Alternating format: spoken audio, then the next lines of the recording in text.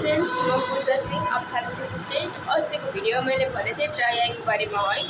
अब तपाईँहरू जानिसक्नुभयो आँखा चाहिँ ड्राई कसरी हुन्छ, कसरी थाहा पाउने आँखा ड्राई भएछ।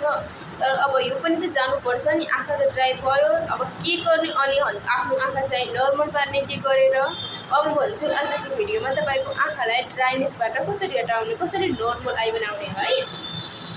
त्यो नर्मल आई बनाउनको लागि मतलब ड्राई आई खत्म गर्नुको लागि त त्यो लुब्रिकेटिङ आई ड्रप हुन्छ नै, त्यसको सँगसँगै एउटा थ्राइबेनी हुन्छ है।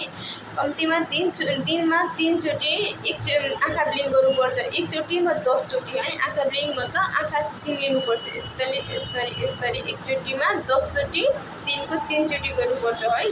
त्यो गर्दाखेरि हामी जति नै आँखा ब्लिङ्क गर्छौँ नि, अनि चाहिँ हाम्रो आँखामा टियर सर्कुलेट हुन्छ। त्यही टियर सर्कुलेट हुन्छ अनि चाहिँ हाम्रो आँखा ड्राइनेस भएको हुन्छ, त्यो हराएर जान्छ है।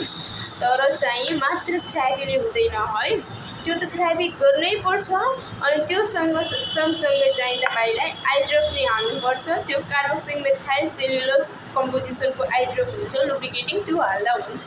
त्यसको धेरै ब्रान्डहरू हुन्छ, रिलभ, मोइस्ट म्याक्स, फ्ल्यास लिक्विजेल, इभाटियोहरू धेरै हुन्छ। तर म त भन्छु रिलभ लाउनु, त्यसले ठिक हुन्छ, त्यो एकदम बेस्ट छ है।